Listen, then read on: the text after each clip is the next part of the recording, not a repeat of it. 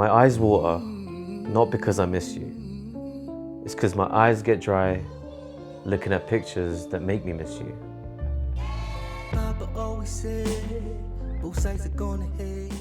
Okay, so today's video is a little bit different. I kind of want to make it seem like you're here editing and doing this process with me, but this is how I formulate and brainstorm my ideas for my videos or my poetic visual shorts, as you just saw. I'm just going to talk about how I, emphasis on the I, me, myself, how I get inspired to create some of my ideas. This may not work for everyone again, because it's how I do it. Because I know there's going to be some critics of like, this process is crap. But again, this is for me, and hopefully by me sharing it, it hopefully inspires some of you to try and do the same, or you can just take a piece of this video and hopefully get inspired to create. And now that brings us to step one, the punchline. My ideas are very punchline focused. For those that know me personally, I love my puns and my dad jokes. So in a way, this is basically just that, but with a sprinkle of art. I try to get inspired by literally everything and anything. I just feel like there's so much little things in life which you can get inspired by and turn into art, and life is literally just an inspiration. For example, the piece at the start of this video, I was honestly just putting eye drops, and whenever I do, it leaves kind of like this water drop going down my face so that it looks like I'm crying. And straight away I thought, oh my god, it looks like I'm crying, but really my eyes are just dry and I've put on some eye drops, right? So the next step was, how do I make that poetic in a way? For me, love is poetic. So I sprinkled some heartbreak and romance in there, which led me to the lines of, my eyes water because I miss you. But then that's where the dad joke in me comes in. I thought, what if I go about it talking as if it was about love and it was about heartbreak? But not really, because yeah, it's only because my eyes were dry and I put on some eye drops. So that then led me into the idea of like, my eyes drop, not because I miss you, but because my eyes are dry. And that's how I've got to that idea. So yeah, once I get really focused on a punchline, that normally comes to me as I'm living my everyday life. I have to quickly write that down. So my notes app is literally full of these ideas that kind of need to be filled out. And then through time, I try to organically find more inspiration to develop that idea, or to try to build a story around that punchline. So yeah, now once I've got my punchline, I'm building everything to get to that punchline. And now something that helps me with that is step two, music. Look, as humans, we get moved by music. It's just this innate thing within us, especially if it's meaningful music and music that was built on emotion.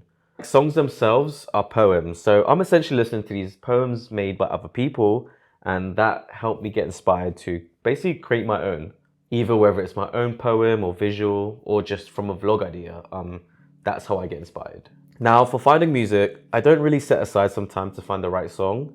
It's one of those things where I just be in a car or in my room listening to music, and when the right one comes with like this great melody or lyrics that kind of like touch me, or I feel like feels and fits the correct vibe of my original concept or one of my ideas that are in my notes, that's when like I move on to the next step with that idea. And once I found the correct song, I choose to use that song or develop the idea based on the lyrics that I heard from that song. And to be honest with you, sometimes because my whole process is so spontaneous, music may actually be the first step. The music or the lyric may be the one to spark the idea and essentially be the punchline. And now when it comes to choosing songs that actually I use in the video, I normally do this before the edit. I just feel like music really sets the mood and drives a lot of the emotion in my videos. A platform I use is Musicbed. Now I'm gonna be transparent with you all. I'm actually lucky enough to be a Musicbed ambassador. They were literally the first brand, like the first brand at the start of the year when I started this content creating journey to reach out. And they were just like, would you like to be in an ambassador program? Which I love because their music library, I feel, is the best licensing library in the game right now. So if you want to sign up and try it for free, I'm gonna leave an affiliate link in the description of this video. Okay, back to choosing the songs. When I'm choosing a song, I typically choose a soul genre. Sometimes coupling that with R&B, because it's honestly one of my favorite genres. Plus typically these songs, I think have some of the best emotion worn on the sleeve, especially when it just comes to like vocals and voice and lyrics. I love R&B and soul. The next filter I choose is then the mood. I'm gonna choose the mood depending on what the theme of the video is, then I go from there and spend a good 30 minutes trying to find the right one.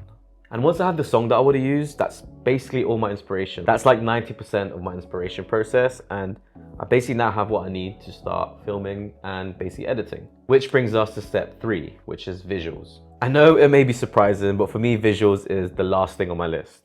Typically, because as a solo shooter, I never really have the time, team, or space to think about things in advance or think about what I want.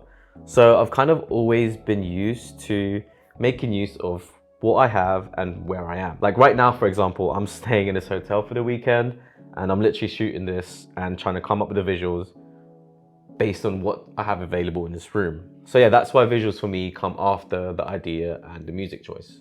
Because I feel like visuals, unless you've booked something in or you're part of a professional team, it's hard to think in advance and book a place and to basically to control where you're going to shoot. So I've always been used to kind of just shoot in the streets or in my room or wherever I may be. Though I won't lie to you, there are times where the visuals do come first because some ideas, the visuals are the punchline.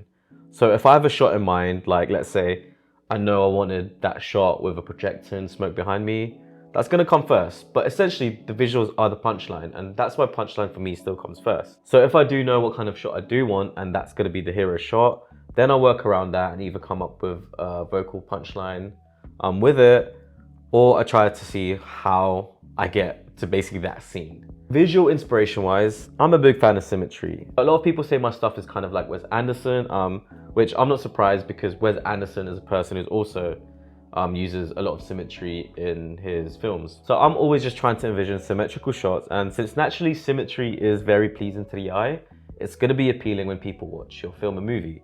So it's so easy for people to like your shots because it just simply looks aesthetically good. And now another thing I try to do to make things feel cinematic is to have shots with a purpose. Did I take that sitting down shot because I needed fillers for the video, or did I take it because it looked good? Or did I take that shot because it served the story? Like that shot goes along and is married to what I am saying in a video, or what like a story is in a video. So essentially there is story to that frame. And for me, that's what makes things feel cinematic.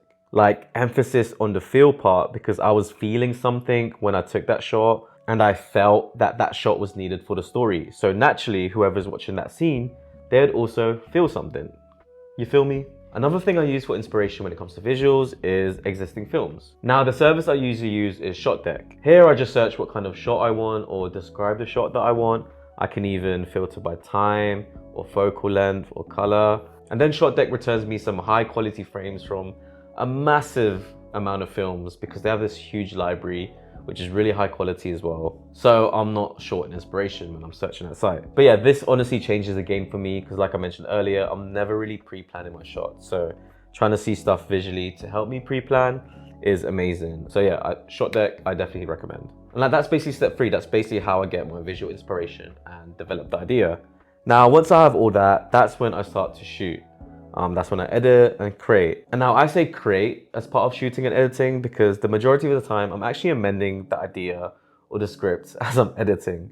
And I kind of just let the ideas and story come to me naturally. So now a lot of my ideas and content that was made while I was editing, but only because I have the 3 steps already on deck. Once I have those 3, I can literally make any story that I want. So I'm literally able to kind of mold and change the story as I'm editing because I have all the building blocks that I need. So like the script that was in the piece at the start of the video, that wasn't the original script. I was literally changing that as I was editing the video that you're watching now. And it made it easier too because it was a voiceover, so I could always just re-record the voiceover. And that's pretty much it. Those 3 things in that order. That's how I develop and build my ideas basically. So hopefully you can take something from that and create something. And if you do create something, please tag me, because I always love seeing other people's content for my own inspiration, because we're all here to inspire each other. So yeah, hopefully you found that useful, and thank you for just sitting here with me tonight, basically creating content.